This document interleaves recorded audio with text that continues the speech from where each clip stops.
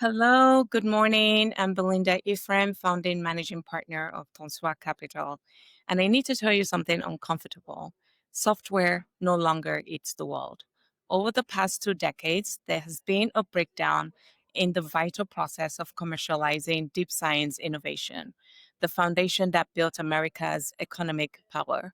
We've forgotten our roots. We've forgotten what made Silicon Valley Silicon Valley. While everyone chases the next AI software unicorn, the real alpha is hiding in plain sight at the gritty intersection where electrons meet metal, where data meets orbit, and where policy meets production. The companies shaping the next economic order aren't waiting for permission. The two founders I have with me today are building precisely where atoms still matter, where biology is technology, and where the most transformative innovations happen not within disciplines, but at their collision points. Today, we are exploring why scientific convergence creates alpha in ways software convergence never can, because the infrastructure race isn't happening in the cloud. It is happening on contested electromagnetic spectrum in bioengineered sensory systems in the convergence of material science and artificial intelligence. So, in my opening remarks, I just mentioned that software does not eat the world anymore. And instead, we're witnessing this deep science consolidates into an infrastructure race.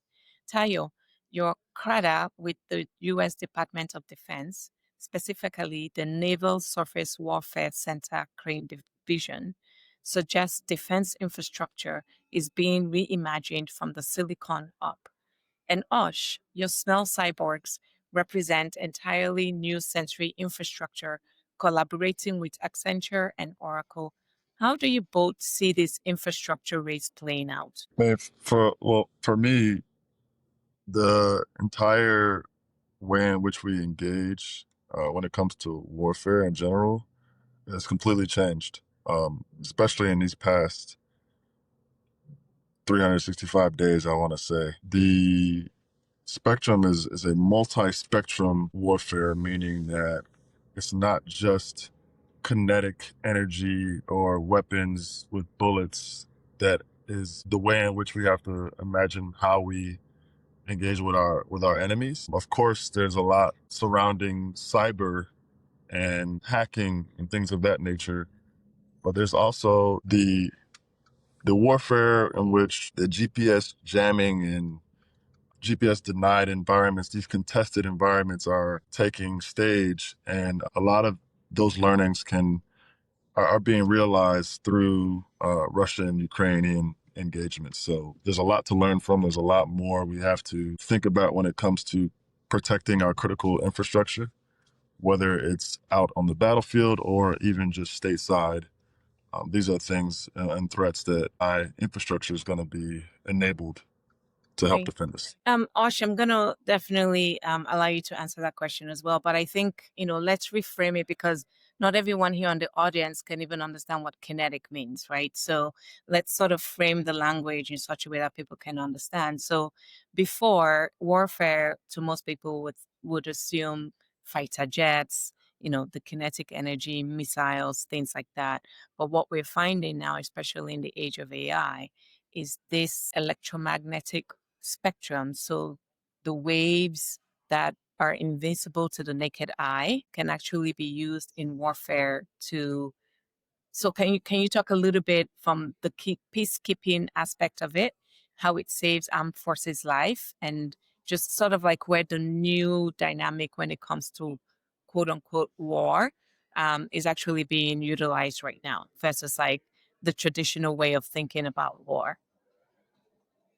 Yeah, I mean, if you think about multi-spectrum radio frequencies, this is how folks are even able to communicate with each other when you are trying to, eliminate advantages from your enemies, or our enemies may try to do that to us. Even in just peacekeeping times, how we effectively have one device or one entity, one person communicate to another is very vital for our infrastructures. Having ways to covertly send information or even sending disinformation For those that may be watching or listening, these are all part of the new era of how we think about RF and communication and these things specifically.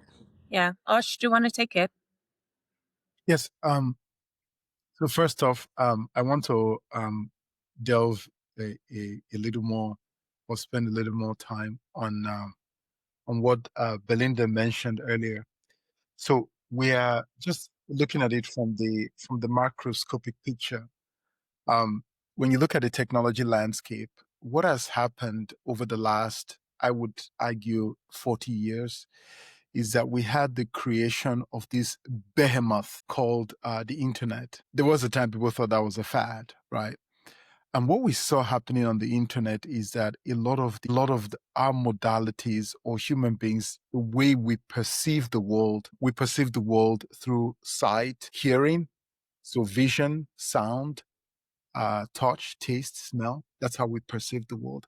Can you speak up a little bit, please? And what you're seeing in this landscape, or what you're seeing in this with this behemoth, this technology called the internet, is that we have now pulled a lot of the data. So data that we have over hundreds of years from the internet, we push that data onto that we have from books, manuscript, and so on and so forth, and even typing.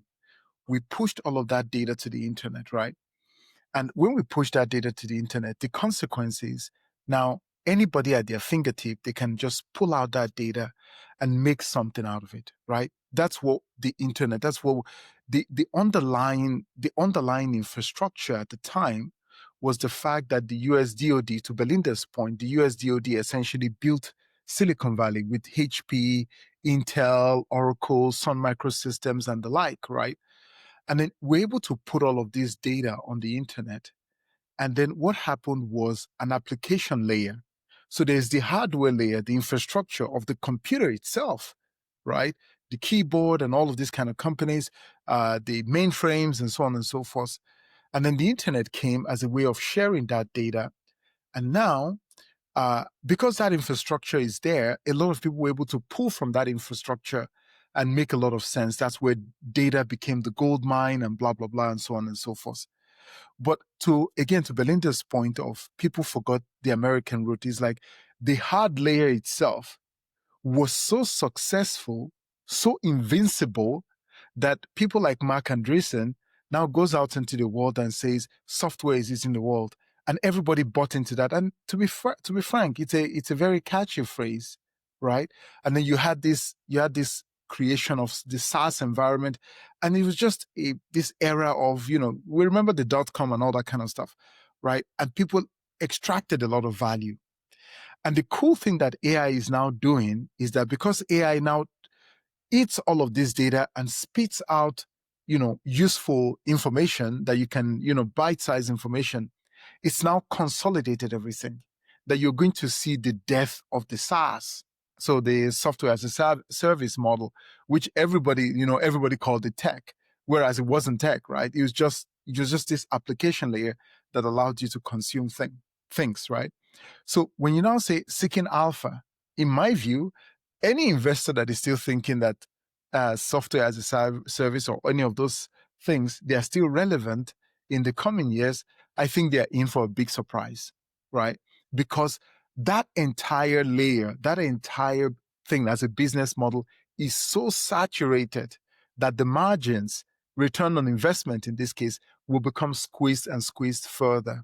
Now, the question is, where is the next value, the next value multiplier, the next value creator? That's where we find ourselves, right? That's where you find now deep tech is the new frontier. Right. Usually people will just chase that thing like lemmings, like people are wanting to do. But what actually needs to happen is now we need to create new hardware, new platform that creates an entirely new set of an entire value. That's why robotics are all the rage. That's why new platforms are all the rage, and that's where we come in. Remember, I told you guys earlier that you had this, the way we consume data, which is by touch, sight, sound, smell, and taste, right? So the three modalities of that have already been saturated. That's the sight, touch, and sound. movies, music, text, and so on and so forth, right? Where we come in at Koniku is that we're now building a new kind of platform that allows us to access data that has never been accessed before, that has never been digitized at scale before. That's where smell comes in. And of course, the reason why we haven't digitized smell in the past 40, 50 years is because smell is a very hard problem. And remember, everybody was just focused on this whole platform that was there the whole time. Hence, the software will eat the world, is eating the world crowd.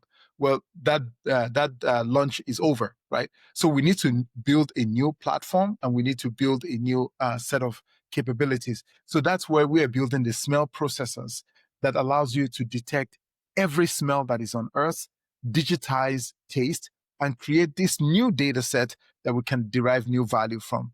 Of course, we are now integrated with Amazon Cloud, Oracle Cloud as well. We're focused on distribution. We are doing deals with the likes of the U.S. Army now and the DHS and so on and so forth, and also in the food sector. We're making some moves there. But I'm happy to go into details of all of this a little bit later. But I thought that gives you a sense of where we are coming from and how we're approaching the problem in a nutshell.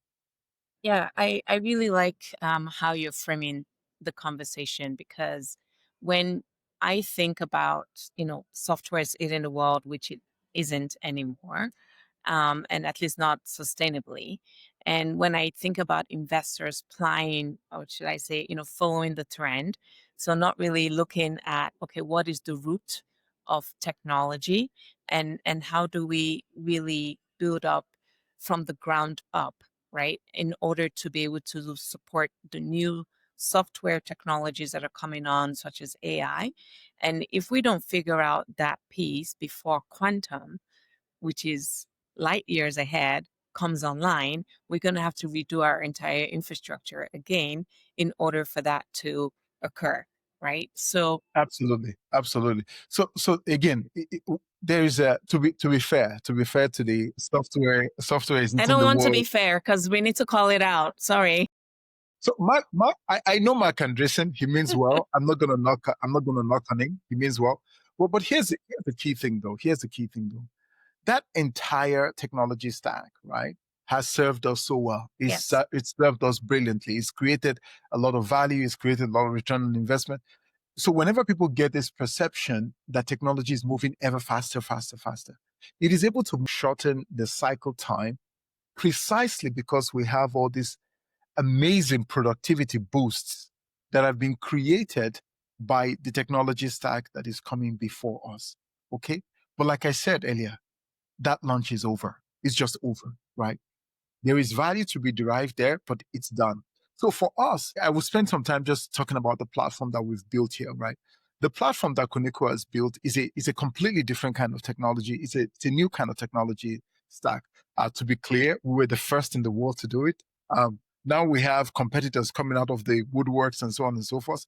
But the key thing is we've built this technology that takes living brain cells that are genetically modified to detect smell. So we can detect, with our current technology stack, we can detect about 4,096 different compounds simultaneously. It's one of the first, we're still in very early stages of that. Our next technology stack, our next devices will be able to detect that's hundreds of thousands of smells simultaneously, which has never been heard before, right? And that use case, yes, it's in the defense sector. So, as you may know, the United States is still in the midst of a fentanyl epidemic, which is the cause for a lot of tariffs and all that. At least that's the line. And it's coming in hard and fast from Mexico. It's also coming in from Canada. And with our technology stack, we are equipping our border forces with the capability to detect this fentanyl at a massive scale. So right now, fentanyl is the largest killer of people from 15 to 45 in the United States, hands down. So we are now deploying our technology to the entire southern border to interdict this fentanyl at an incredible scale. Additionally, this technology is useful in the airport scenario, so for detection of things like explosive compounds, you name it, for industrial monitoring, and so on and so forth. But what we have also done in food is interesting. So, meaning we can now give you the digital fingerprint of what a mango tastes like. We can give you the digital fingerprint of what a Domino's pizza tastes like. Imagine the kind of fun you could have with that, and how you can bring data analysis and deep learning to that data to mix and match whatever you want to create. But by far, the most exciting application to me is this argument of turning bathrooms into healthcare data center. So we have clinical grade data centers in the bathroom. That data is sent to the cloud. We can analyze that data and make a statement about your state of health. Of course, like you said earlier, Belinda, it's also the case that having such data requires significant security. So by HIPAA guidelines, so your quantum argument comes in when it eventually comes to light, or if it eventually comes to light. All of that will be just, it will be open season on encryption, right? So you need to rethink that. You need to make sure that, your algorithms are up to scratch. Let me stop there and let you guys. So these are some of the things that I love about deep science technologies is the optionality when it comes to who your customers are, the kind of segments that you're serving. So right now, it sounds as though the focus is really on the fentanyl crisis, right? Like initially. But then there is this other piece, regarding life sciences and data feedback. And then there's also agricultural use cases as well. And so that for me is really exciting. A lot of people assume that because deep tech takes a long time, it took you almost a decade, right, Ash? And now you are in your prime. It took us a very, you see, if you look very carefully at my hair, you will notice that there's just streaks of white. It's not like I'm 60 or something. I'm very young. And thanks, Belinda, for saying it's in my prime. Look, I understand from the investor's perspective. Okay, I understand it. I get it. Investors, they want something I can grasp what the heck you're doing. I understand where the value creation is, and most importantly, I know when my money is coming back. Investors at the end of the day are investing, either money managers or primary investors or family money. This is something that is not just money. It's a show of trust, right? This is people's hard-earned money, and you have to be careful with it, diligent with it, and spend every investor dollar. Like really, I know it's a cliche thing to say. I invest as an angel investor myself, so I can understand. Like people need to see their return on investment. So I get that part. But here's the deal, right? Fundamentally, any society's edge is driven by technology. In any case, what deep tech usually does, or the so-called first principle technology, is it figures out a law of nature. Once it figures out these laws of nature, it's able to exploit it to a devastating advantage. It's not for show. That if you look at just on the NASDAQ, you can go there right there and look now. The highest company, the best companies there, the companies with the highest PE yields and so on and so forth, they're all hardware companies. Yes, the vast majority of them, right? And somehow people just tune off this because the hardware layer is abstracted. And for us, Koniko as well, when we are now on Amazon Cloud, AWS Cloud, we're going to be on Google Cloud soon, and Google Cloud, Google and Azure soon. We are now at the stage where we are now abstracting the hardware as well. So we're focused on distribution right now, right? How do we get our product, the data to the masses? And everybody somehow forgets that, right? But discerning investors are always able to look behind the mask and says, who is really doing all the work here? Not to take up too much time. There's this joke that goes around when people say OpenAI. When people say OpenAI is a wrapper for NVIDIA chips. What is NVIDIA? NVIDIA is a wrapper for TSMC. What is TSMC? TSMC is a wrapper for ASML. And you see what is happening there. The more you go lower to the technology stack, you actually see who's doing all the work and who has the highest PE ratio, who has the highest yield, the highest return on investment, and it's always hardware company. But the software companies, because they are short-lived, they're able to take kind of all of the limelight. But the real return on investment, the guys delivering the real alpha here, I think the data the data is very clear, even though if others have the louder megaphone. Yeah, absolutely. I agree. Especially now we're having trillion-dollar companies, and those trillion-dollar companies are becoming should I say billion-dollar companies are now trillion-dollar companies because they are Exactly, investing exactly, in the infrastructure, in the exactly, hardware. And that's exactly. how, Even Facebook is building a giant data center. Can you believe that? yeah, it's incredible. It's incredible.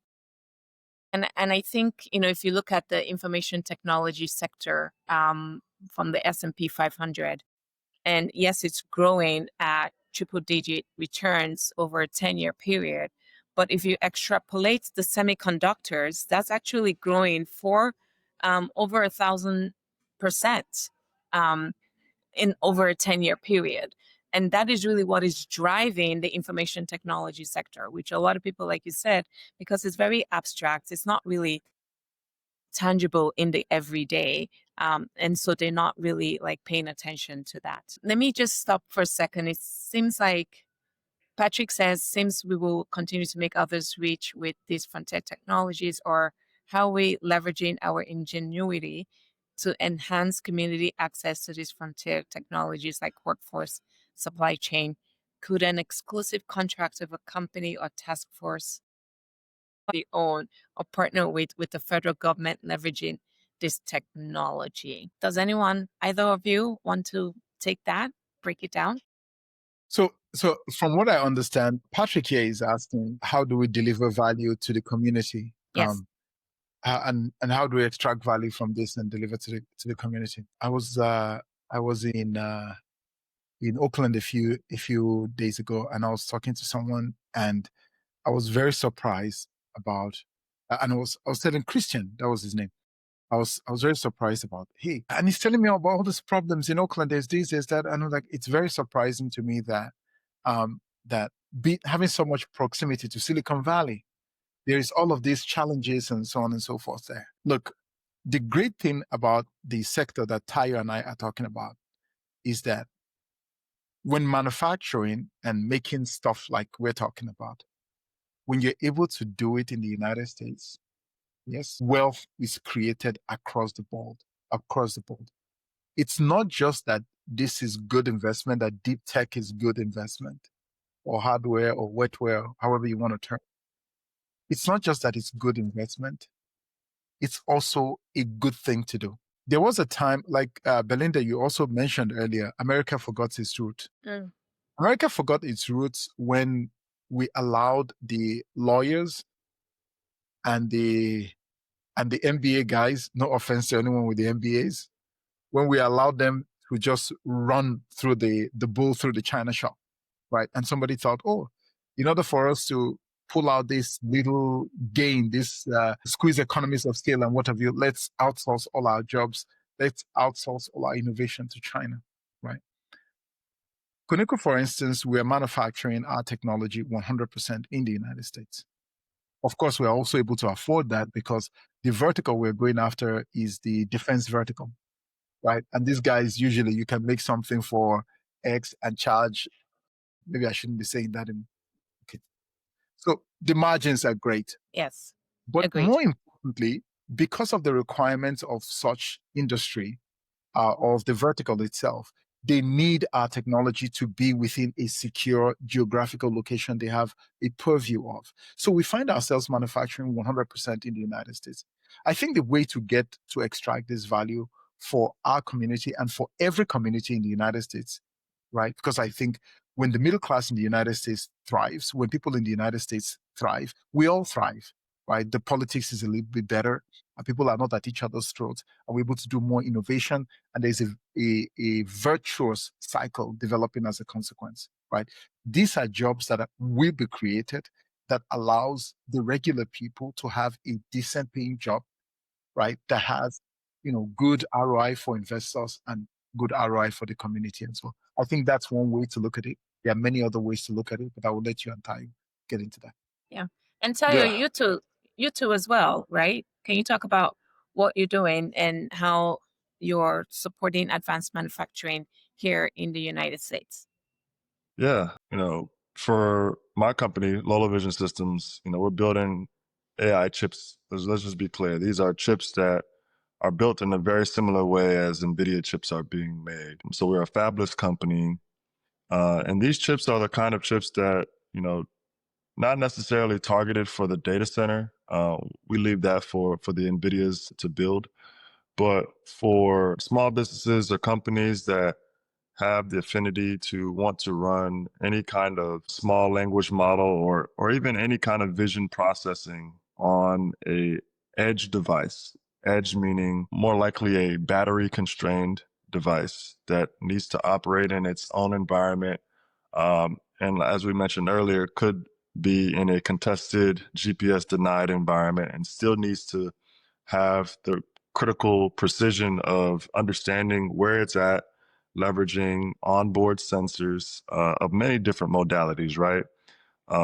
Ash mentioned, of course, his smell processor, which is a new type of modality. But for us, we're a great partner to companies like Osh, right? Because we can now take that modality and fuse it with vision computation data from things like radar sensors, cameras that have image sensors, LiDAR sensors, and really collect all of that data and compute it right on the device itself so that you can really get a true understanding in a very moments of time uh, to know what to do with that information, whether you want to make it autonomous or you want to be able to control it from a remote location. But specifically getting to Patrick's question on how we enable folks, we are prime contractors on things like SBIR government awards.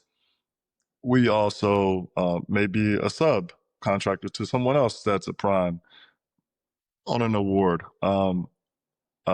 Since we are a foundational kind of technology that sits in the heart of a lot of the hardware systems that are being developed, if companies are building drones, if they are building vehicles of any kind that go on ground or in air or even in space. In space, we yeah. have Space. yeah, we have the ability to create radiation hardened devices that will actually effectively work in each of those environments.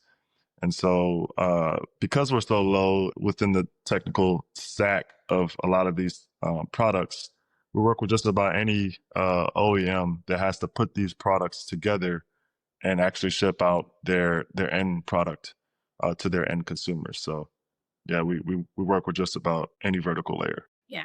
So you work with OEMs. You also work with the Department of Defense, and you also work with corporates, like large corporates as well, like the Lockheed Martins and the Raytheons. Okay, that's great. And I know you mentioned that your chips are almost the same as NVIDIA's, but I aren't you using more of a chiplet architecture versus a Yeah. monolithic So chip? I can share more about the major differentiation factors. Number one, it's important to put a little bit of context. So a lot of these companies, so I've worked at a total of 4 semiconductor companies.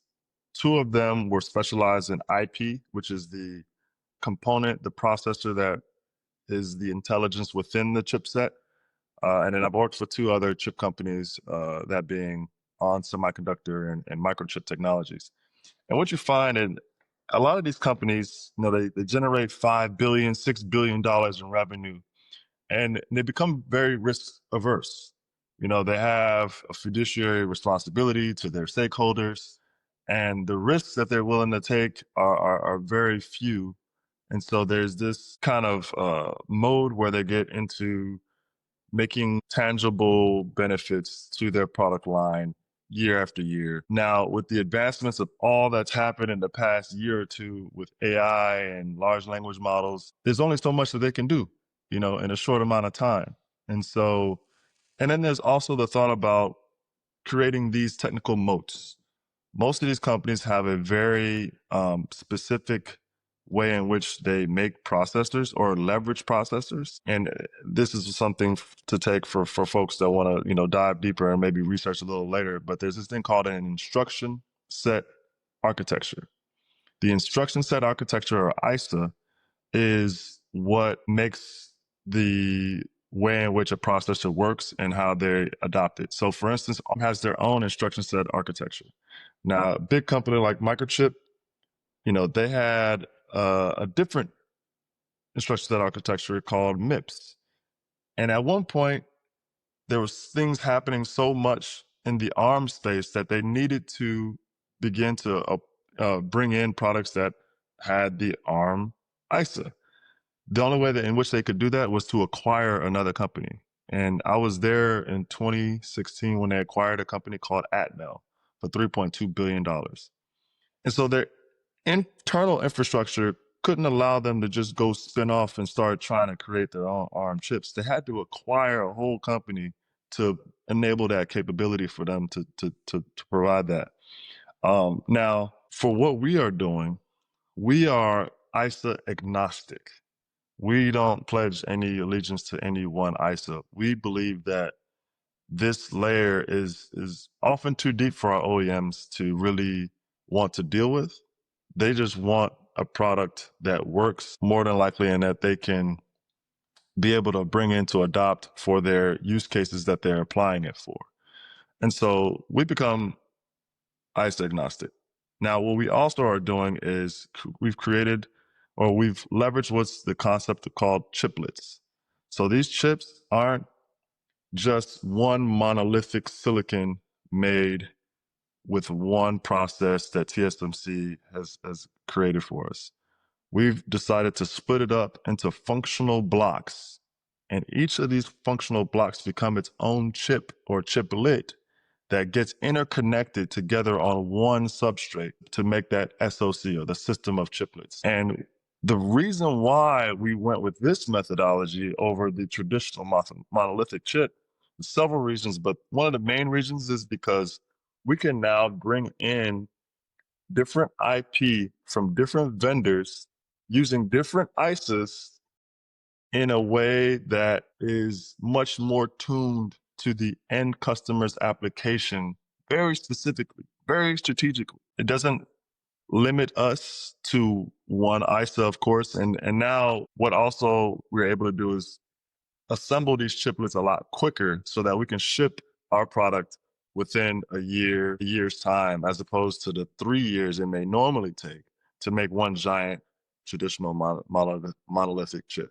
So you're saying I'll stop there. So you're saying that in fabricating a semiconductor chip, from the time of design to the time of fabrication takes 3 years. 2 to 3 years 2 on to 3 average. years on average. And this is where I think now we start to talk about the supply chain piece, but that will be a different conversation for another day. But what you guys are doing is you're able to democratize the infrastructure of those chips by breaking them up, which I would assume increases and improves the inference.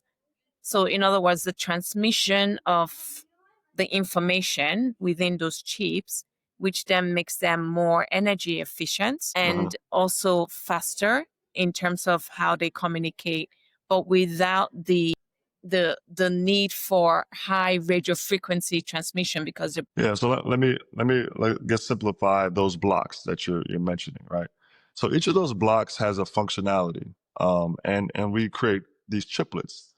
And each of these chiplets that we'll have in our library will be able to be selected based on what the end application requires.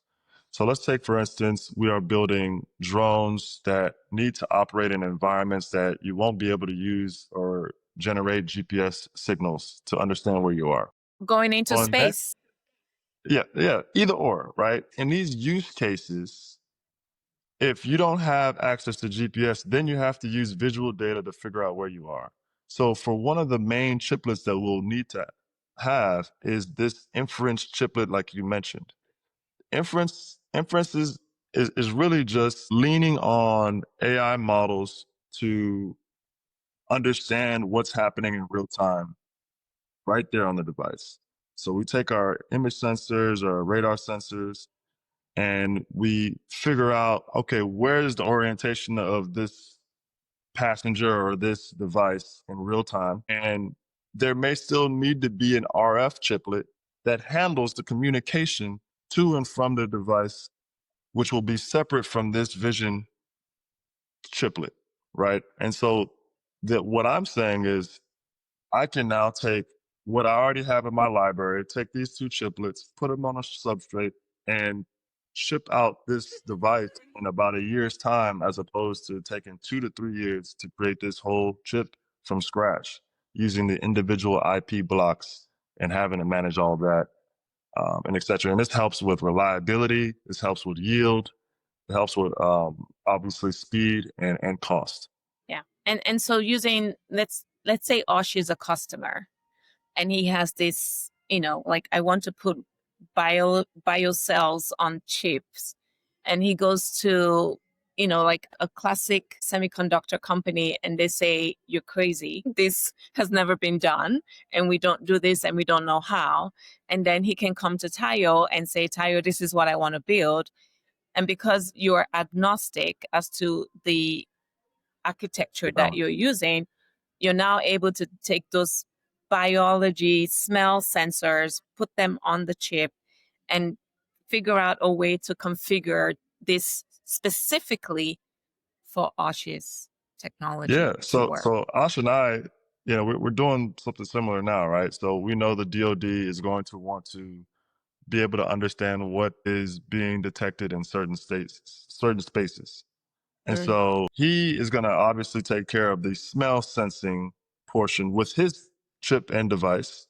Now we can marry that through one communication link that will pretty much let the rest of the device know it's detected something.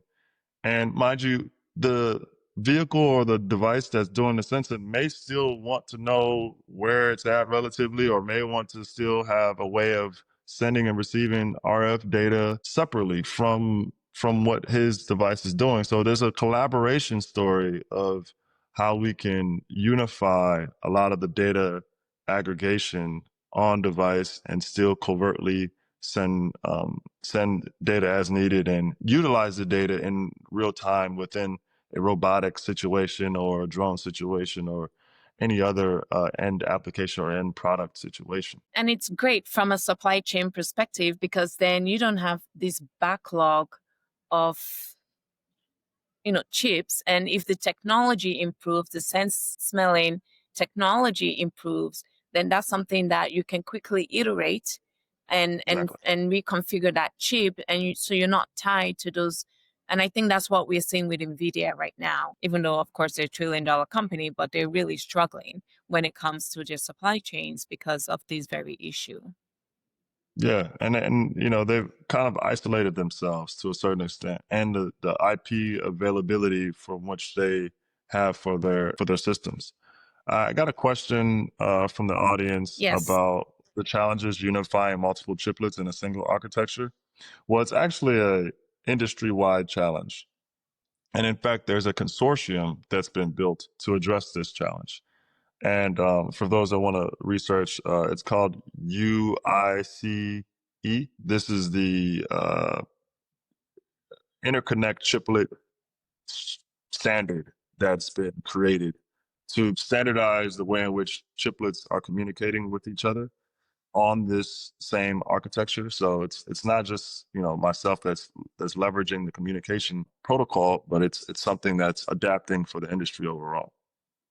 That's amazing. And I think there's another question which might be the same. What have been the main challenges in unifying multiple chiplets into a single architecture? Yeah, that was it. Okay. Yeah, just the challenge really is the communication, also the packaging. Packaging is a big deal. This is something that even DARPA themselves have been tasked with trying to overcome, and working with multiple universities, such as University of Texas. Multiple labs are involved with this, and there's the microelectronics commons hubs.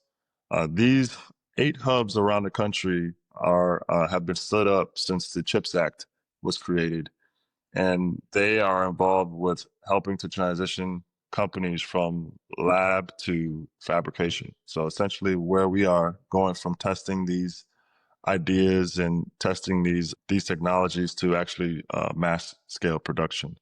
And so the packaging aspect is something that they absolutely also help deal with. And so we partner with all of these guys to make it to our end destination. So I want to address the elephant in the room because both of you have this, which I love, the dual use aspect of deep science based technologies.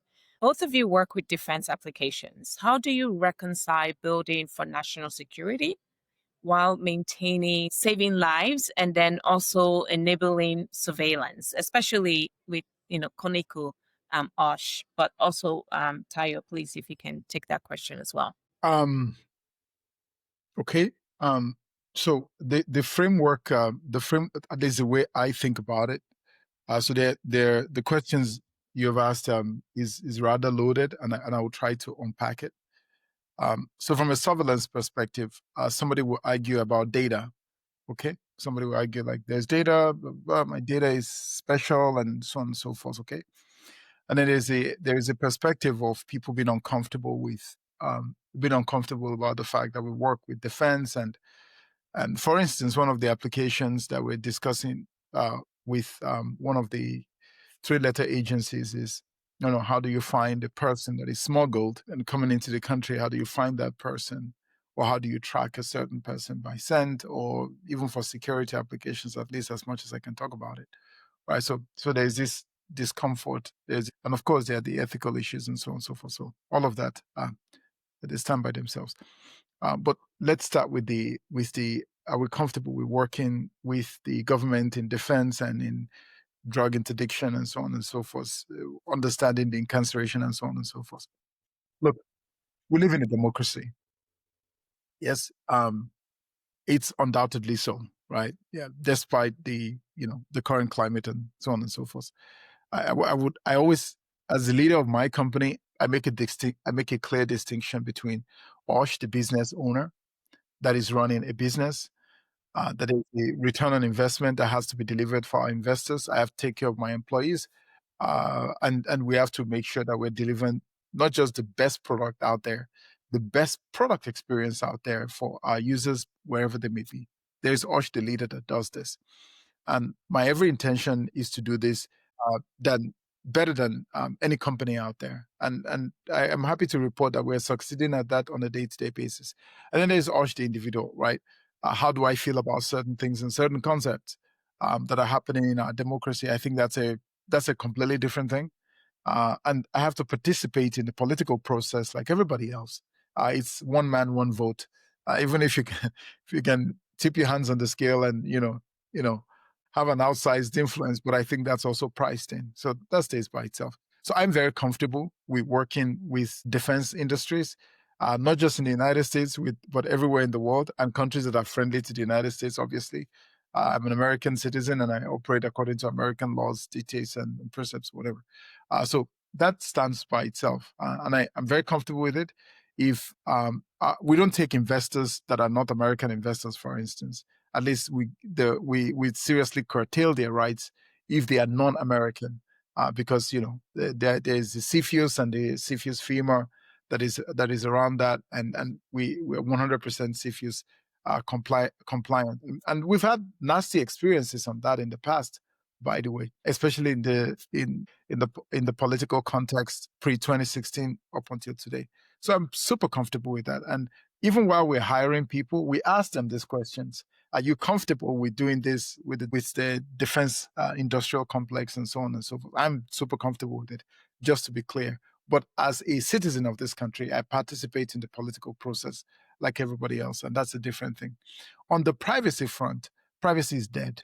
Okay, let's just cut to the chase there. There is no such thing as privacy as far as I'm concerned. But here's the thing. Privacy is dead is not the same thing as security.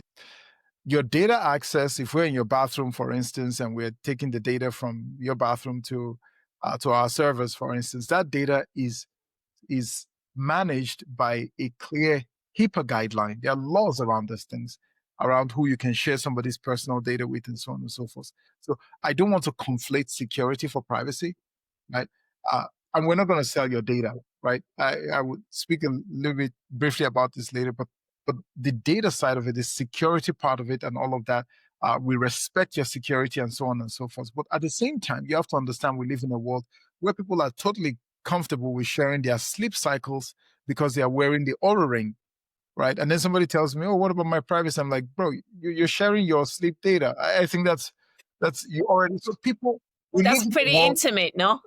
Exactly. We live in a world that is post, like we talk about these things and pretty openly. So I think there's there's I mean, imagine like when we were growing up, we had the photo albums. Yes, that when people come into your house, you give them the photo albums and they look at it.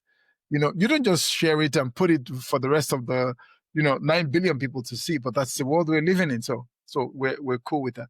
But on the data privacy part and how we treat people's data, I often make this argument that the sustainable businesses of the future will be businesses that are able to host the people's data, but also allow the people to sell their own data in an open marketplace.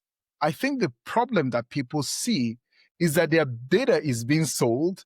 Mark Zuckerberg is laughing to I'm totally cool with mentioning people's names on the call. If they don't like, they can, I where mean, I'm with you. I have the same they're feelings not, about him, but they're not, okay. they're still, Right. I think what people are pissed off with is the Mark Zuckerbergs of this world. They're smiling to the bank with all of your data, making money from it, and they're not sharing anything with you. But I don't think it's a zero-sum game. In fact, I think you grow better if people can make money on your platform, right? So with our health data, for instance, we have a unique way of looking at the problem, a different way to looking at the problem. Now, of course, this is also informed by my background in understanding, like, I am not afraid to have you make money off your data because I know when you win as a customer or as a client or somebody playing in our ecosystem, when you win, I win, right? So I don't need to be greedy in that way. I need to create an ecosystem where everybody derives value because it makes me richer. That means I'm going to become richer than Mark Zuckerberg pretty soon. I know it sounds like Amen. a joke, From your but it's, mouth to God's ears. And yeah, also you too, Tayo. So Tayo, there do you you go. have anything to add in addition to what Osh is saying?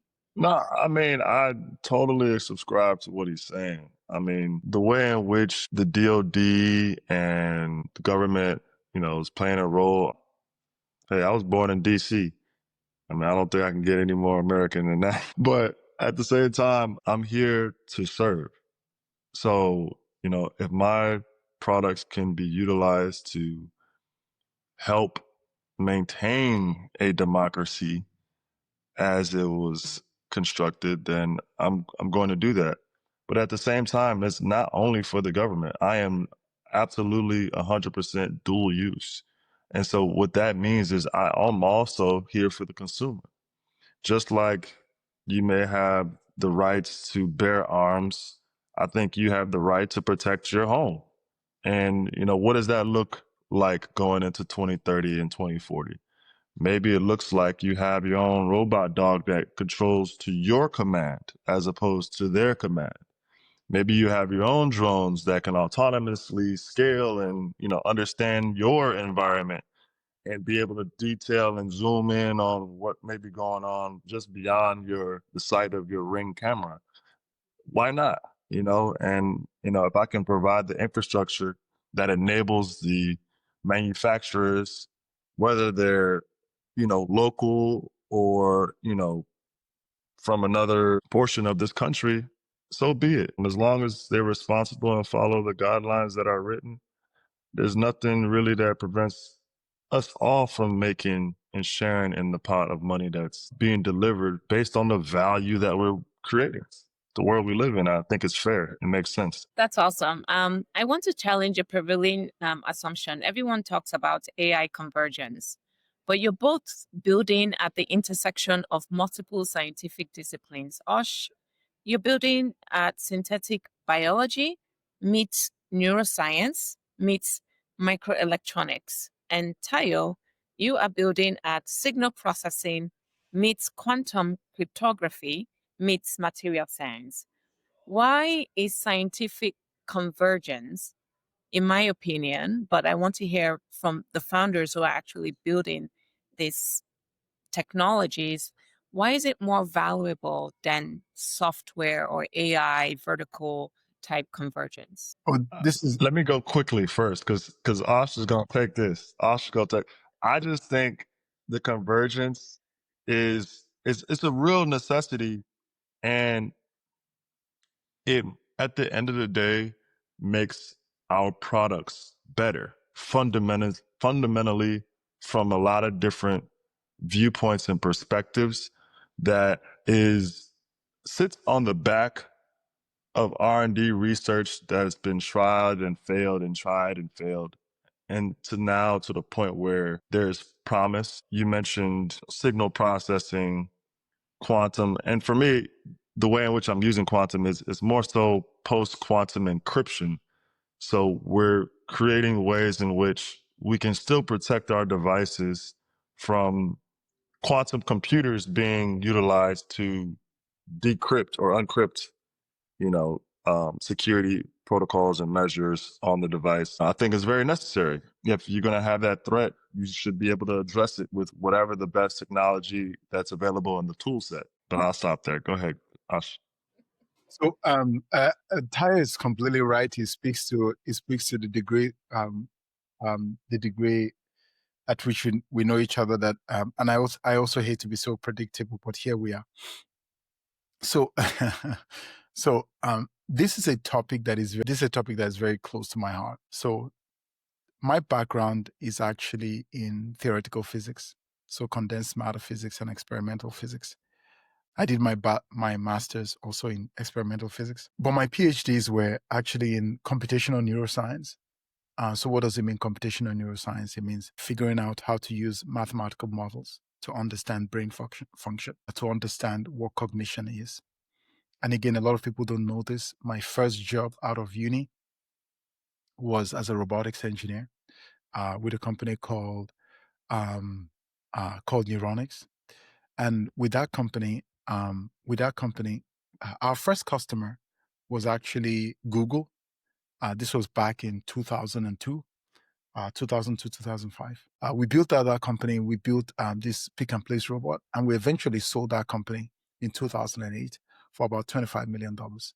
We sold that company. So the convergence or AGI or any of that is a topic that is near and dear to my heart because it's the journey I've been on since a few decades now, maybe 2 decades, 3 decades. I don't know. It's a journey I've been on for a minute. LLM is not going to give you AGI. It's not going to happen. So let's just stop the charade right there. It's just not going to happen. Can you speak up to Ash? I just need you to repeat that, but at a louder voice. And no, I said LLM is not going to give you AGI. Okay, the end. Like there's no further conversations to be had about it. I know Sam Altman, and I'm not going to knock his hustle. He can go ahead and keep saying that, and Jensen can stand on the stage and say we're going to reach AGI in I don't know, but it's bullshit. It's just not going to happen. And there's a simple physics of why it's not going to happen. So the physics is exceedingly straightforward. The conversation we're having is around computational density, okay?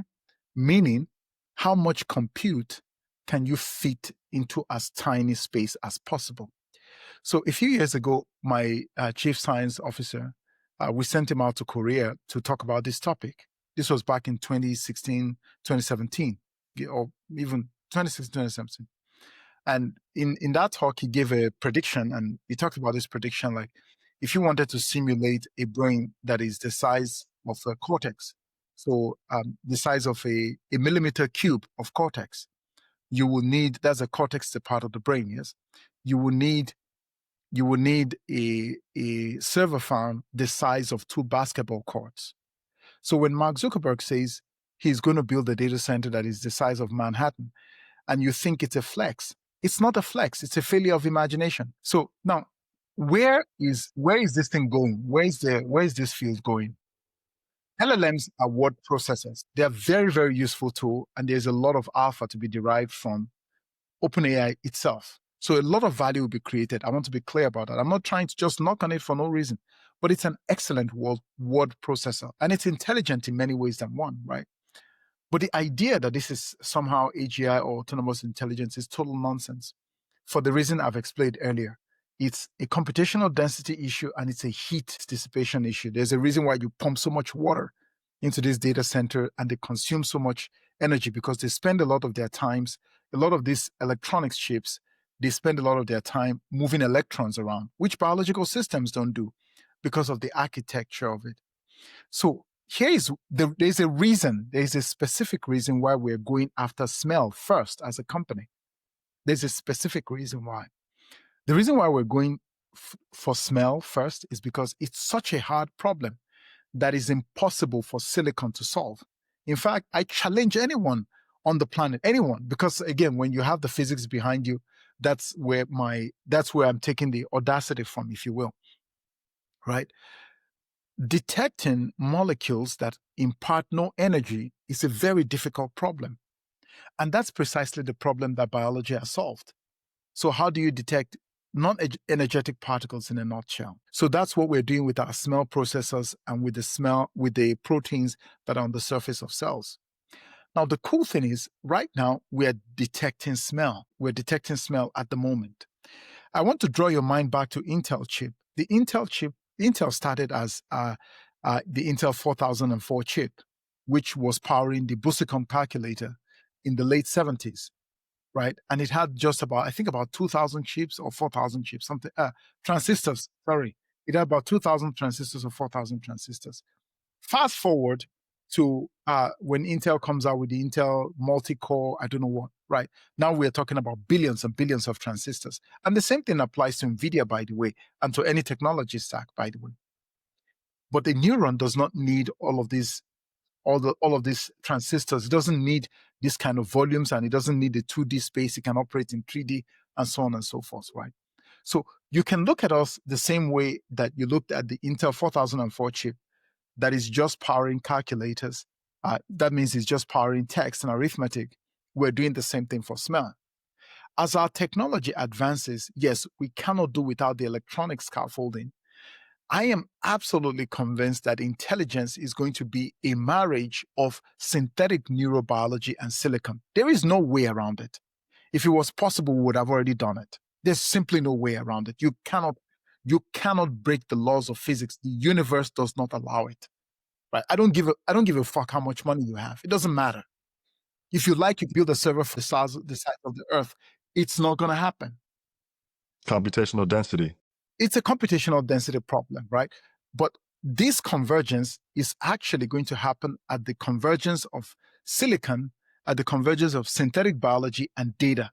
All of these different fields have to play together in a seamless way for us to build this organism, this artificial system that is able to traverse the world and is able to suck in data on its own and is able to make autonomous decisions. This is where the future will be. Amen.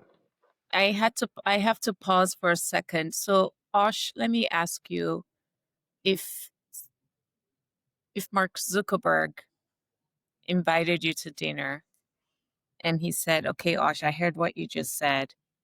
So, if I'm building this big massive farm the size of Manhattan in terms of data centers, what would you advise me to do? What would be your advice?" I think there's value to be derived from data centers. I don't know if the value that Zook thinks he's going to get from this data center. I don't think he would derive the value that he thinks he will, right? But data centers are useful for data that is already in the cyberspace that you want to analyze. But the idea that this data is going to give you this super intelligence, that's what I'm saying is not going to happen. If I was talking to Mark Zuckerberg now, what do I do with these data centers? I would say, keep doing the word processing and the friend connections that you're doing. I think that's working for you. But if you want to build AGI, I would encourage you to start investing in alternative platforms now. It doesn't have to be me, right? If you're serious about building AGI, invest in synthetic neurobiology, invest in robotics. This is where the future is going to be. When we're talking about embodied intelligence, intelligent agents, it's going to be an embodied system that is able to traverse the real world in real time. Obviously, I am feeling pretty confident. I'm feeling pretty calm about where we are, because the good thing about deep tech or the kind of technologies that we're building is that you can patent it. We have about 40 patents filed. They're out there. It's not, we're not hiding it. It's in public. You can go look at it. So we have about 40 patents filed. If he does infringe on my patent, he's going to hear from Perkins Coie, right? And they are going to ask him for a ton of money, right? So that's my advice to him in a nutshell. But we're happy to collaborate, of course. Very happy to collaborate. Okay. Gosh, someone asked, when do we think quantum computing will really be in the wild? I know, Tayo, you said it's already technically in the wild, which I do agree. Any additional insights on that question? I mean, I think there's very limited use cases. A majority of these use cases is around security. Now, how do you protect or decrypt a RSA, or SHA-256 encryption? This is what quantum computers can likely do really well right now. And so for us, we need to amp up our capabilities of being able to protect against that. And so that's why I mentioned that convergence is very necessary for us in this frontier technology space. Yeah. And Osh, you keep describing Conical as wetware rather than hardware or software. And I know it's taken you over a decade of reiteration to understand how this convergence can actually make what you're doing as a breakthrough possible today. Can you walk us through what were okay, at first it was like, what were the inflection points in your journey to get to where you are today and into the future? That's a good question. I think it's the journey of every frontier technology builder. It's the journey of every deep tech practitioner, I think. I would say that from my experience, the easiest part of this stuff has actually been the engineering and the science of it. In comparison, I have found that to be the most, maybe also because I'm a highly technical founder, so it's my comfort zone, if you will. I found that to be fun. I've had fun building that with my team. Yeah, that's been the most rewarding part by far, right? And we'll continue to do that. On the other axis, if you will, there is our go-to-market strategy, our approach to the market. What do we build first? We have a technology that has applications in agriculture, healthcare, security, food, you name it, industrial monitoring, you name it, food spoilage, just it spans the entire, anywhere there is smell or taste can be used, we're there, or anywhere you can detect particles, we're there, and so on and so forth. Which one do you go for first? How do you pick it?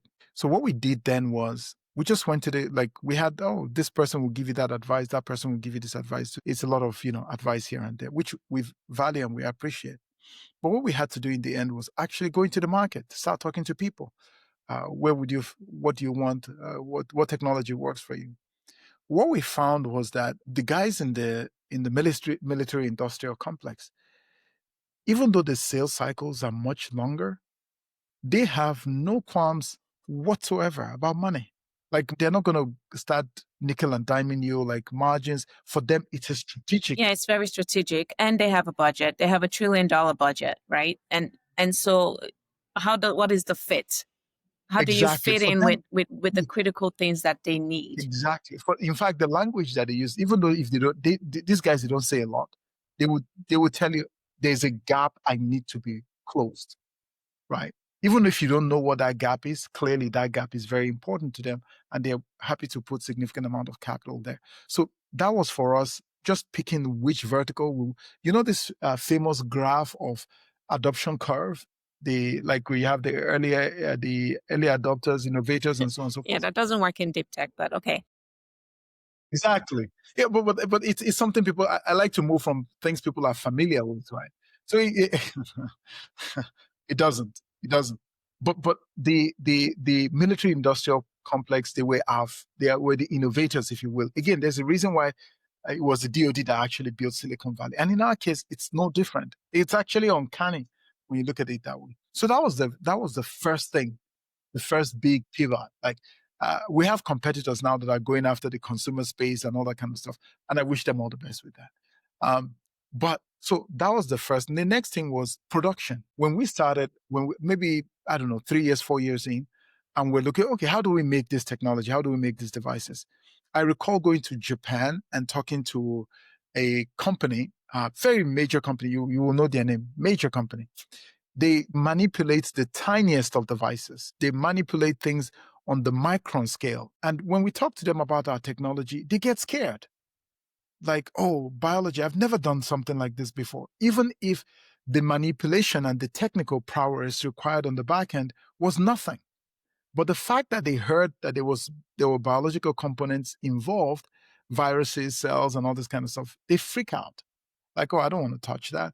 I don't know what's going on there. And then we have to educate our suppliers and our manufacturers how to go about it, right? So that was for us a learning lesson. In fact, it was one of the reasons why we said, fuck it, we're going to do it ourselves. And we decided to bring all our production in-house, right? This was a totally bad idea, right? I cannot tell you enough how much a bad idea it is for a startup company to want to get into manufacturing on the frontier level, right? It's in California at that. I mean, it was spectacularly a bad set of choices, right? But we learned our lessons.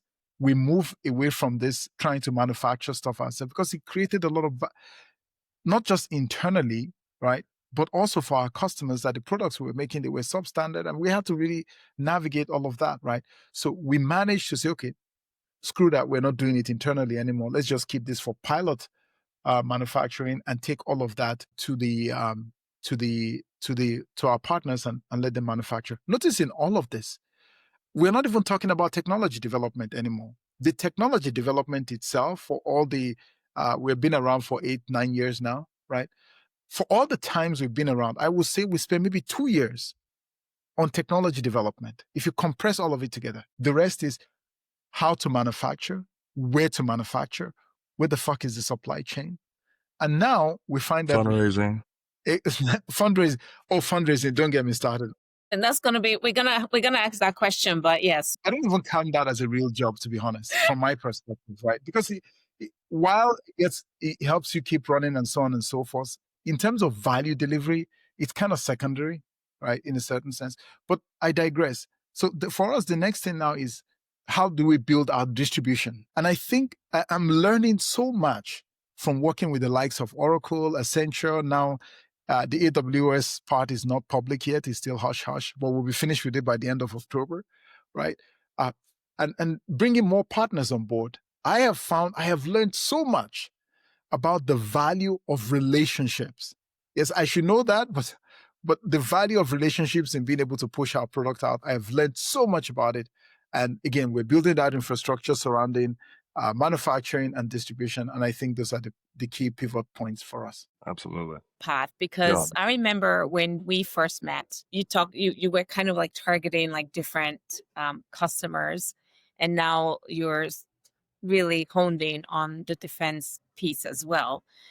Can you talk about that experience for you, and how you got to that place, similar to Osh in terms of distribution, commercialization? Yeah. Initially, I was very tuned to the requirements and the needs of the automotive industry. I just talking with those customers and understanding what their system level requirements were gave me a lot of the interest and the excitement to go ahead and jump into this startup. But as I got to looking at ROI and the things that would be necessary to have a healthy, growing startup that's at this particular stage, I felt like it was important for me to land some base hits, or what I would call some lower hanging fruit. And it's not lower hanging fruit in the terms of it being that much easier. It's just the demand and the requirement around what's necessary and needed in this country was just so strong that it made sense for me to, push my attention where it's most desired at this very moment in time. not only with the CHIPS Act, but I mean, you're just seeing in the reconciliation bill, I think it's $150 billion. I mean, $33 billion of that is really just to make drones and AI and autonomy more intelligent, right? And so there was just so much very strong, proven demand that I wanted to fulfill in the defense sector that I think will allow me to be able to take care of and then expand from there. This strategy and the mentality of landing and expanding, I think, is important for startups such as ourselves trying to make a mark in this industry. Ash, do you have any thoughts on that as well? Yeah, I got some questions from the field. Let's see. Researchers get paid whether their solution works or not. Yeah, commercialization from academia is very, very difficult. I think one of the main reasons why is because there's a lot more room for failure.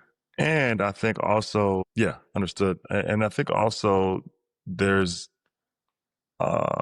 there's a huge need in the private industry to be solving a problem that somebody's willing to write, and open up their checkbooks for to solve. In specific, when thinking about deep tech projects, if you don't have a customer, it's almost like it's a hobby or R&D project. That's very different than creating a company, and the things that you need to have at play when you get to that stage. I can share what made me confident to become just to jump into the startup space, and Ash probably has a very different reason or series of events that made him confident. But for me, I was looking at a very needed industry that has very clear demand on what is required in terms of solution for the type of customers that I was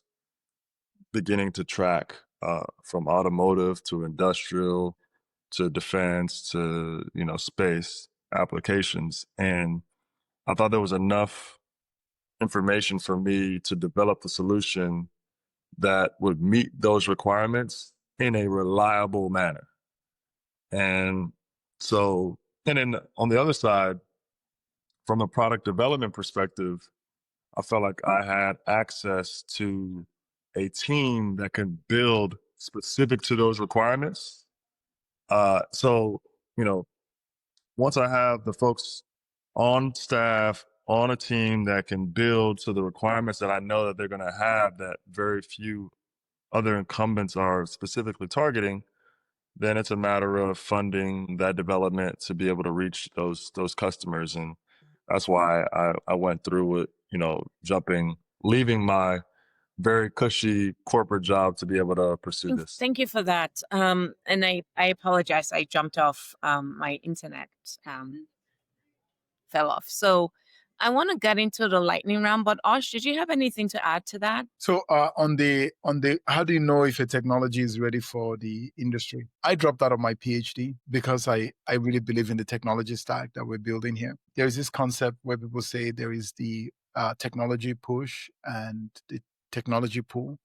The technology pull being what the market needs and just drags it in, and the technology push being that you have some R&D effort, become something, and then you find a use for it. I think our technology sits somewhere in the middle of that. Those two, there are only gray areas in this life. I've never seen pure black and white. It's just gray areas. So we're somewhere in the middle of technology push and technology pull. It was very clear to me at the time that we had something really remarkable here. Based on the work of my PhD research, it was very clear to me we had something here. And I thought, we can go out and do computation. It was only after we arrived in Silicon Valley and we're like, okay, let's begin to build these brain chips. And we succeeded in building the world's most advanced brain chips. It's just a fact. And we have the data to show that, and so on and so forth. But what became immediately evident to us is like, the market doesn't want this. After talking to a few customers, right, it became clear to us, like, you're never going to make money off the back of, building an organoid computer, if you will, right? because the market is simply just saturated. How do you compete with NVIDIA with such a platform when you don't have the robots to carry it and so on and so forth? And then we're looking at, okay, what is the thing? Find me a problem. Find me a problem that computers or silicon cannot solve. And it's a pressing, urgent market need. And that's how we came into the smell part. I would love to say like, oh, there's somebody in my family that couldn't smell, and these kind of stories that founders like to make up and so on and so forth.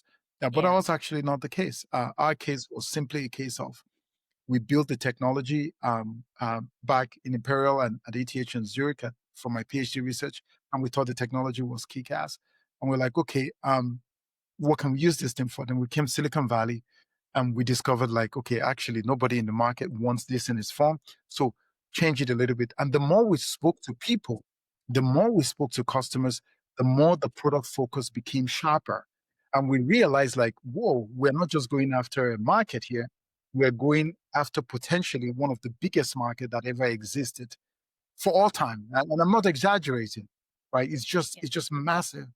And that's how we stumbled upon it. And we have There is doubled down on something it. you said. It's about the form, the product form. So a lot of software companies typically will have something called product market fit. Here is a product fully baked. We need to go find the market that fits that product.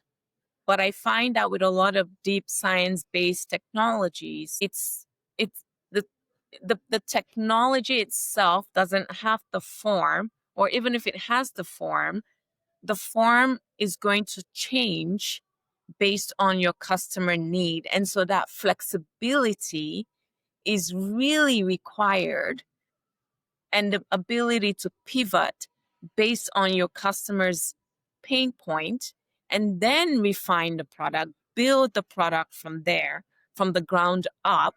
And that really is where the innovation, in my opinion, especially as a VC, is where I'm excited. I'm like, okay, now I know that you're actually building something that can stand the test of time.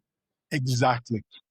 To give you a very, very concrete example of this, so we have a chip that the inside of it, the active ingredient in this chip, if you with our smell cyborg, if you will, the active ingredient in our smell cyborg is you can take that, you can put it on a handheld, you can put it on a wand. We have put it on a robot dog, and for those in the audience, you can search the internet for it. It's all on videos on YouTube or on LinkedIn or what have you. You can put it on a dog. You can put it within a check-in counter, in a check-in desk at an airport. You can put it on a drone. You can put it on a backpack. You can put it behind a fridge, and so on and so forth, right? So that form can fit into many markets, can fit into many verticals with very little changes. You can embed it into infrastructure. You can even sell it to a secondary person, and they will put it on their device, and Bob's your uncle, and you're good to go. Perfect. Were there any other questions in the audience? I think this is asking, what does it typically take for the automotive industry to accelerate the adoption of new tech or solutions? I think this one's for you, Tayo. Do you have any feedback on that, or do you just want to pass? Yeah.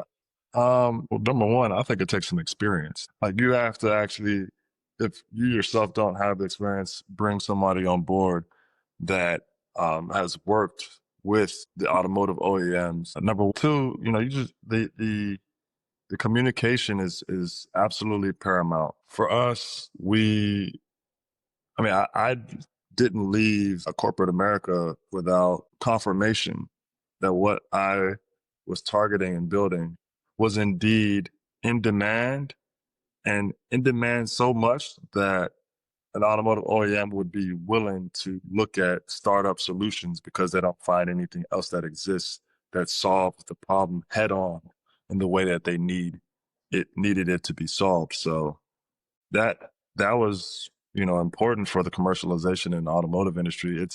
It is kind of a tight knit kind of community. You have to obviously build a brand and build the relationships with those players. They have to know you, and you have to build trust. If you don't have trust built, then it's very difficult to gain access. And I think also it's, Tayo, from your experience, that was the initial beachhead customer that you had in mind, right? And then you realize the enormity of the different layers within this system. And we said, okay, how about you explore defense? And that's really where you started, your product and your technology started to shine.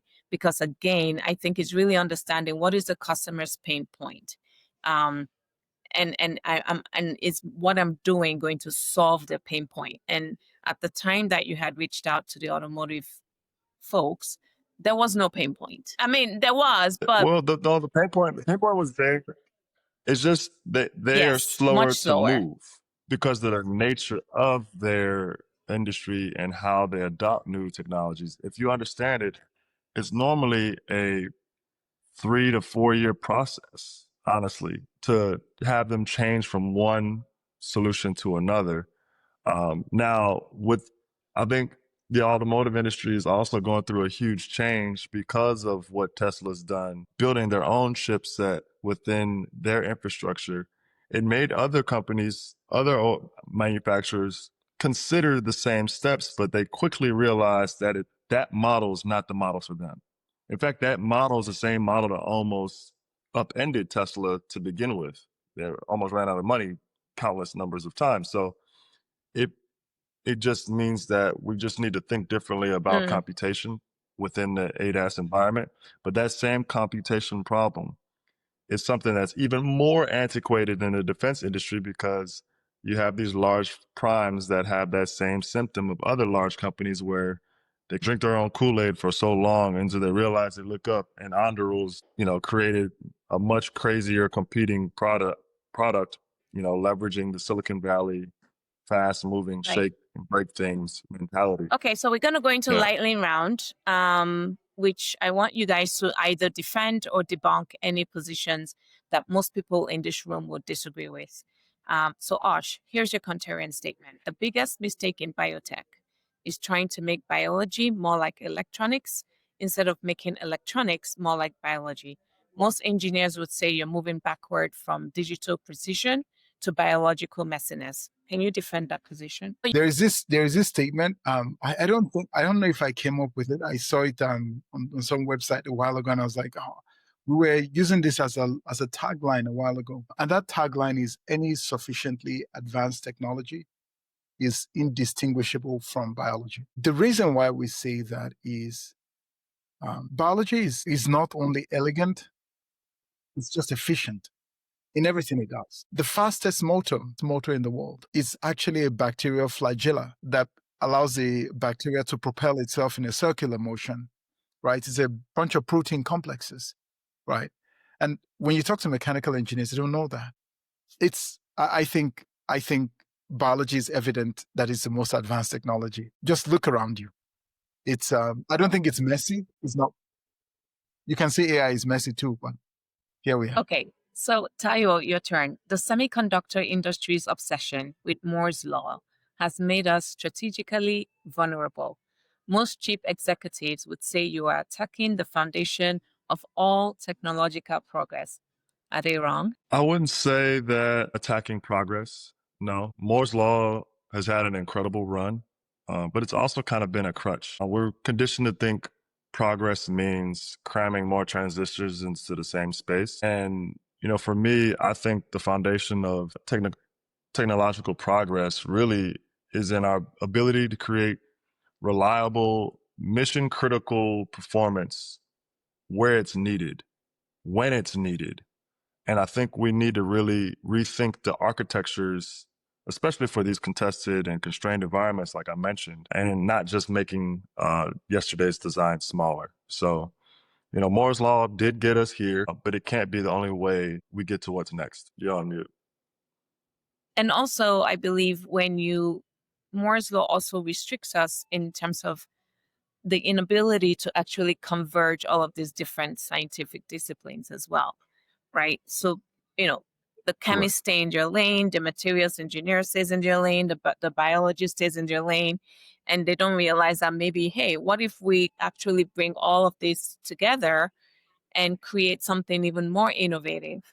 And that's what I'm seeing. Okay, so Yeah, and that requires the rethinking of the architecture itself to be able to bring those exactly. things together, Okay, for sure. so Osh, publishing your research makes you more competitive, not less. Most deep tech CEOs guard their IP like state secrets. Why is transparency your competitive advantage?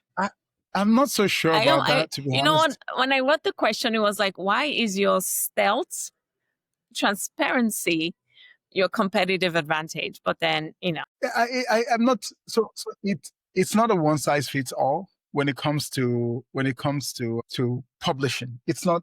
By the way, full disclosure. So end of this year, knock on wood, it's going to be a blitz publishing. Just it's going to be blitz. I'm pretty excited about that myself.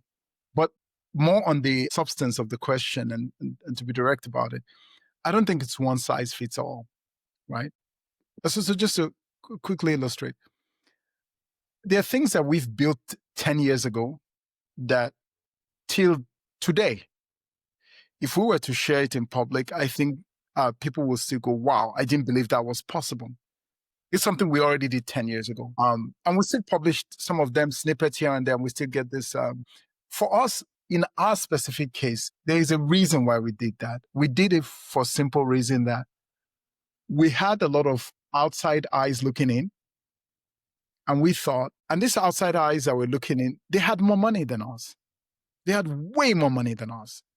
And for us, we wanted to at least get to a place where we felt we had a comfortable lead. That could be a compromise. Let's say it like this. I think publishing is a competitive advantage, just so we're clear. But you have to be careful about, how you publish, what you publish, and so on and so forth. I think this. Especially because a lot of things what we've done, we've seen our competitors publish things that I already published in my master's thesis. We've seen that. We want to be very careful because we've done things that from a framework, how you frame the problem, we framed a lot of problems differently. That the underlying secret, once we share with you that framing, you'll be like, oh, I should have thought of that. Right? So it's not a one size fits all, but I agree with the notion that transparency is a competitive advantage. I completely agree with that notion, but it's not a one size fits all. Good. Tayo, defense applications should drive civilian innovation, not the other way around. Most Silicon Valley entrepreneurs see military contracts as ethically problematic or market distractions because, again, they are more focused on either corporate and or consumer. Can you make the case that defense applications really do drive civilian innovation and not the other way around? Well, as I see it fit, I mean, and I think Ash would possibly agree with me here. The defense industry is what built Silicon Valley. So just with that Agreed. to start 100% should really fact. sum up Yes. the question. But to practically break it down, I think when it comes to GPS, the internet, satellite communications, this is all technologies I think we take for granted in civilian life that was born from defense needs. And, when you start thinking about what's required on the battlefield in terms of resilience, reliability, and security, those are qualities, they don't just save the soldiers' lives. They keep families safe in autonomous cars. They ensure critical infrastructure stays online, and they protect our data. So, avoiding defense because it's politically uncomfortable ignores the fact that it's often the fastest path to innovation that benefits everyone. And when defense leads, civilians inherit that most robust, proven technology that we Osh? build. Can I quickly add to that? There's something that occurred to me recently when somebody, it wasn't a kind of perspective I was talking to, and I always ask this question of these people. Like, I think there is a political element to it, which in my view is the political element is just dumb, right? It's just stupid, right? I'm sorry, I just have to be very, very clear about that. There's a more insidious thing, or there's a more critical point under it. If defense is not interested in your tech is trivial. It's uninteresting. It's just a trivial, it's not relevant. The thing is, defense is always at the forefront because they see what the capability if this falls into the hands of the adversary. They understand that better than most, right? So any consequential technology, look at the framework, just again, study the look at the historical, when we made, even the caveman, the ones that first made the spears and the obsidian rock for cutting the animals, yes, the chief of the village or the chief of the pack probably used it on the guy next door for them to realize, wow, this is really the stuff. So any relevant technology that is of consequence, defense is usually involved in it. That's just the historical And all the truth. way, even including biotech, because I remember Genentech, when Genentech was founded, defense wants to know what's going on here, and how is this going to impact us if our enemies get a hold of this. And so it's important to them to be able to lead that for that initiative. And you're right, if your technology is not up to par, then it's irrelevant, it's trivial. Okay, we're gonna wrap this up. Both of you, 30 seconds each. Patient capital is actually impatient capital in disguise. VCs, myself included, love to talk about long-term thinking, but you both argue they're missing the real-time frames. Osh, you go first, and then Tayo. 30 seconds. I think VCs, they need to, their mindset needs to Excluding shift. VC is what built America, right? And I think the VC mindsets, like you said in the beginning, needs to get back to the root. I understand the timelines. I understand the timelines are a problem. I think the folks in Congress, the folks making fiscal policy, I think the advantage that America has is that we have this incredibly sophisticated fiscal landscape or financial heft or a sophisticated market. We need to use that market to incentivize deep tech. Like if you invest in deep tech as an LP, right, and you have this time horizon of 10 years, 15 years, if you make that time horizon 20 years, you get so and so tax incentive, so and so tax incentive. And I think the policymakers in this country, they really have to pay attention to manufacturing. China has no chance if America gets its acts together, right? I don't give a shit what China is doing. I literally don't give a shit, right? I care about what we are doing in this country, what we Americans are doing. If America gets its acts together and has a coherent industrial policy, I don't give a fuck where you're coming from. You have no chance because we're a multiracial democracy where people from all over the world want to come to and build cool stuff. We need to double down on that and make the financial industry support manufacturing in this country. We get that right, everybody else. I'm not against them, yes, but we've got our mojo on a very high scale.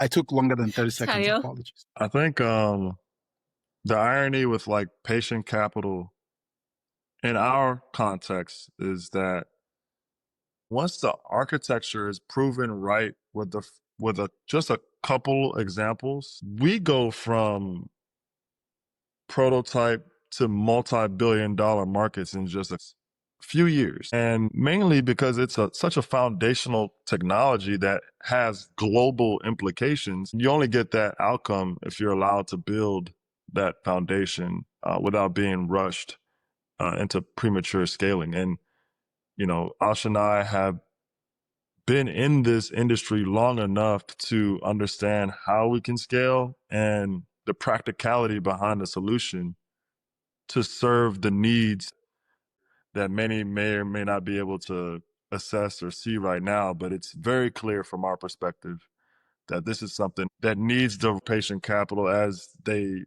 like to speak on. Again, even that patient capital has outsized side return. And both of you are actually generating revenues, right? I do have letters of intent with multiple customers to show signal for the demand. I don't. So we've done about $6 million in revenues to date. And I will say the vast majority of that revenue comes from defense. And the margins are just phenomenal there. And I would say 60%, 70% of that revenue is from defense. The rest is from food, industrial monitoring, and so on and so forth. And the margins we've seen in the defense is it's pretty good. Yeah. It Same. underwrites everything else that allows us to play. But this year we expect to get some significant revenues, but I think next year is where the real shindig begins, as a lot of things that we're getting into with various agencies. We're in the public forum, so I don't know what I'm actually allowed to say and what I can't say. But next year, I'm feeling pretty confident we could be gangbusters. I hope I'm using that word correctly. That's me trying to be cool.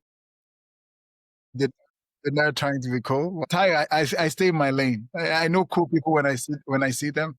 As long as they let me in the room, I'm There good. is one more question. Someone is asking the elephant in the room, where is Africa in this deep tech conversation? Fabless chip design, for instance. Whoa. So we have some work to do, but we're not out of the conversation. When it comes to fabless chip design, there are folks that are training right now in chip design, and I can give a shout out to guys over at Chip Mango, Ola Fadira. Both my parents was born in Nigeria. Ash is also from Nigeria. There's semiconductor fabrication actually right now in Kenya, from what I understand, and there's a strong interest in verticalizing from the mining industry all the way up to devices being created and manufactured on the continent. It's a very large discussion that's not only happening amongst the people and the youth, but also the big banks, the multinational banks as well. Everybody's trying to think of how to extract more value in the supply chain in Africa. And I imagine this is the direction that we're going to be going in for quite some time. It'll take some time, but the energy is there, certainly. Ash, do you have anything to add? I am a Nigerian American, proudly so. I say with my chest. Look, I like the way I function, or the way I tend to look at things is I don't like one-off things. It's just somebody says the next thing is, oh, let's make fabless semiconductor thingies. Oh, let's go do this, and then let's go do this, and then you do all of this thing in piecemeal, and at the end of the day, you're like, bro, what are we doing here? From my perspective, I think there's massive opportunities in Africa, just massive. Any major economy. I was talking to this I can talk about. I was talking to somebody that's running the Senate Committee on China and Africa today. And I was telling him, like, why the heck is the United States seems to have just pulled its hands out of Africa and given it to China. Right. So I was telling this policymaker, like, what the fuck, right? The United States needs to be involved in Africa on an economic basis, not on let's go to Africa and let's do business, because the next consumers are going to come from Africa. Like, this is a place where everybody is struggling with fertility rates of 2, 1.6. Africa is still on 4. So there's a huge consumer market there. There's just a massive market there. So now, from the technology stack and empowering people, manufacturing, and so on and so forth, I think there's some work that we need to do with the policymakers in Africa to have a coherent strategy, a very coherent strategy. So, okay, I want to do, I think the fabless semiconductors, so designing the chips and so on and so forth, I think there's a huge opportunity there, right? But then my cause for concern is I've also met many startups that are building AI tools to do precisely that. So is there really a win there? I don't know. But what I do know is, before you get started on anything, it's good to have a plan, even if the plan is wrong. Yes, you need to have a coherent strategy. And this, I think, on the policy level. I'm not talking about the politicians. Yeah? There's a difference between politicians and policy. On the policy levels, I hate the former, the latter I like. Yes, so meaning the policymakers. If they can design a coherent policy that, Nigerian Americans that are doing business in America can see how we can make sure there's a win-win scenario, a win for the United States of America, and a win for Nigeria, to be specific. I think Africa is very big. Nigeria, to be specific. and how we can build bridges between these two countries to create value. I think that's something I would love to get involved Yeah. in. The United States is already building the biggest embassy in, is it the biggest embassy in Africa? Or the biggest embassy in the world is built in Lagos. The biggest United States embassy in Africa or the world is being built in Lagos as we speak. So the interest is there. We just have to make sure that, policy, capital, technology, they are meeting and they're all singing from the same page. The last administration, Biden, in order to counter China, there was the Lobito corridor for the rare earth metals that was done in Angola that AFC was involved in and the Biden administration was involved in. I think the Trump administration should also double down on it because we need the rare earth metals. You can refine it in Africa and you can always have access to those rare earth metals. People, financiers in Africa, they are making money. America is getting its strategic needs. They're creating jobs in Africa and they're creating jobs in Nigeria. I think we're natural partners, to be honest. Yeah.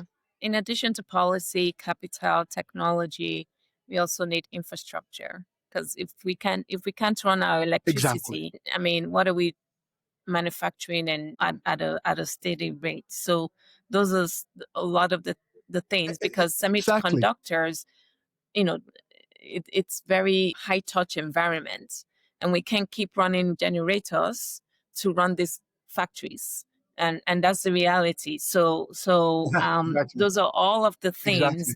that need to happen in order for Africa to thrive as a whole, especially Nigeria and a lot of forward-looking economies. Yeah.